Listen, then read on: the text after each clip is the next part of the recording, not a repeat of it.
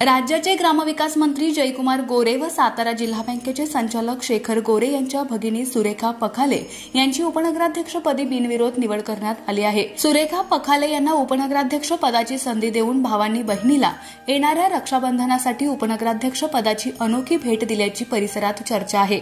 काही दिवसांपूर्वी राजेंद्र साळुंखे यांनी उपनगराध्यक्ष पदाचा राजीनामा दिल्यानंतर सुरेखा पखाले यांच्याच नावाची चर्चा दिसून येत होती। अखेर मुख्याधिकारी संदीप घाडगे यांच्याकडे एकमेव उपनगराध्यक्ष पदाचा अर्ज दाखल करण्यात आला होता। त्यानंतर छाननी झाल्यानंतर तो अर्ज वैध ठरवण्यात आला। उपविभागीय अधिकारी तथा पीठासीन अधिकारी उज्ज्वला गाडेकर मॅडम यांच्या अध्यक्षतेखाली झालेल्या बैठकीत सुरेखा पखाले यांची बिनविरोध निवड झाल्याची घोषित करण्यात आले। निवड झाल्यानंतर नगरपंचायत परिसरामध्ये कार्यकर्त्यांनी फटाके लावून जल्लोष व्यक्त केला।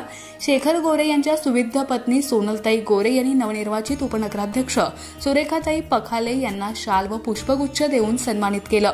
यावेळी नगराध्यक्ष नीलम अतुल जाधव तसेच नगरसेविका मोनिका गुंडगे, वर्षाराणी सावंत, सुप्रिया जाधव, राणी अवघडे, विजय जाधव, नगरसेवक शैलेंद्र खरात, धनाजी जाधव, रुपेश मोरे, राजेंद्र साळुंखे, शेखरभाऊ गोरे प्रतिष्ठानचे अध्यक्ष राजेंद्र जाधव, माजी सभापती अतुल जाधव, राष्ट्रवादीचे तालुकाध्यक्ष बाळासाहेब सावंत, दत्तात्रय घाडगे तसेच शेखर गोरे प्रतिष्ठानचे सदस्य, कार्यकर्ते मोठ्या संख्येने उपस्थित होते। अशाच नवनवीन अपडेट्ससाठी आमच्या माणदेशी आवाज चॅनलला सबस्क्राइब करा। आमचे व्हिडिओ लाईक आणि शेअर करा। धन्यवाद।